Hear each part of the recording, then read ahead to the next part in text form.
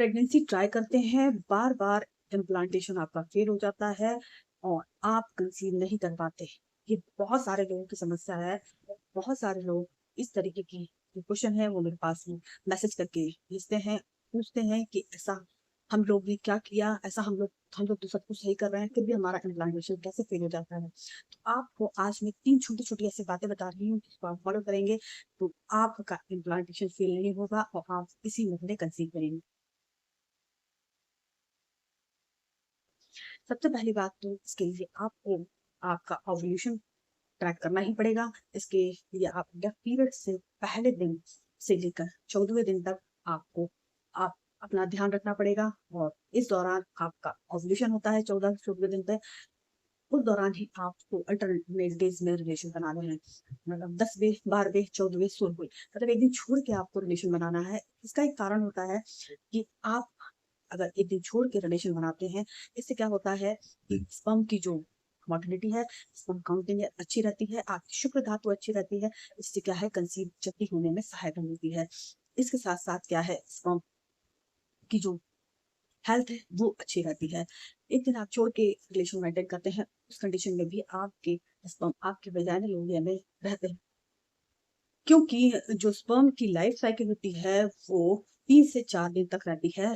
तो अगर आपका ओव्यूलेशन 14वें दिन या 16वें दिन कभी भी होता है और अगर आप एक दिन छोड़ के रिलेशन बनाते हैं तो उस कंडीशन में आपका स्पर्म वही रहता है और आपका एग आते ही वो फर्टिलाइजेशन की प्रक्रिया से गुजर जाता है। बहुत सारे केस में फर्टिलाइजेशन तो हो जाता है, जायगोट भी बन जाता है, पर इम्प्लांटेशन फेल हो जाता है बार-बार।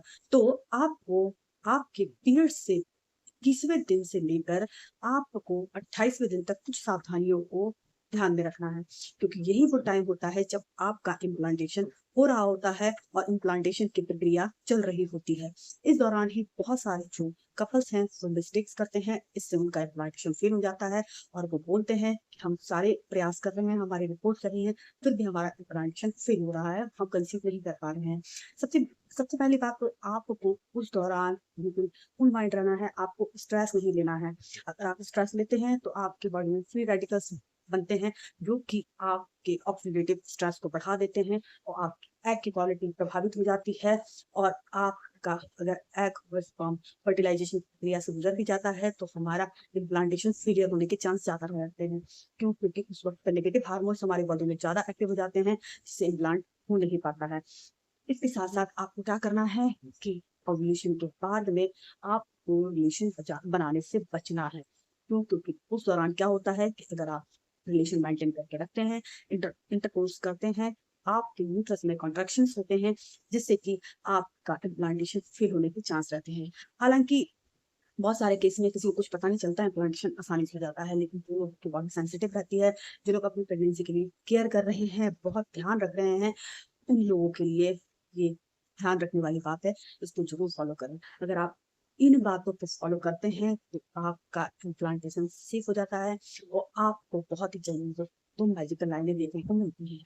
इसके साथ-साथ आपको उस दौरान ज़्यादा भागा-दौड़ी के काम नहीं करने, हैवी एक्सरसाइज़ नहीं करनी है। आपको उस दौरान हल्के-फुल्के व्यायाम करने हैं, जैसे कि आप प्राणायाम कर सकते हैं, अनुलोम-विलोम कर सकते हैं, कपालभाति कर सकते हैं और आप सूर्य नमस्कार ऐसे हल्के-फुल्के एक्सरसाइज़ कर सकते हैं।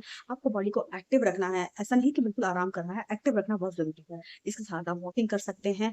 ये चीज़ों का आपको बहुत, बहुत ध्यान रखना है। इसके साथ-साथ आपको आपके खाने का न्यूट्रिशन वैल्यू का बहुत ध्यान रखना है, आपको हाइड्रेट रहना है, अच्छी मात्रा में प्रोटीन का इंटेक करना है, साथ में आपको अच्छी मात्रा में विटामिन सी का सेवन करना है, क्योंकि विटामिन सी आपके इम्प्लांटेशन में बहुत हेल्प करता है।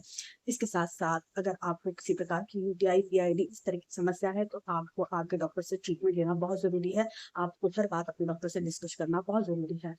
तो आप इन चीज़ों को आप फ़ॉलो करिए और आप देखेंगे कि आपका जो इम्प्लांटेशन बार-बार फेल हो रहा है, वो इस बार सक्सेस ज़रूर होगा। आपको बस सब्र करने की ज़रूरत है, थोड़ा ध्यान देने की ज़रूरत है। अगर आप इन चीज़ों को फ़ॉलो करेंगे, तो आपको तो मैजिकल लाइनें ज़रूर इस महीने देखने को मिलेंगी। सो उम्मीद करती हूँ आपको ये जानकारी बहुत ही फ़ायदेमंद रहेगी।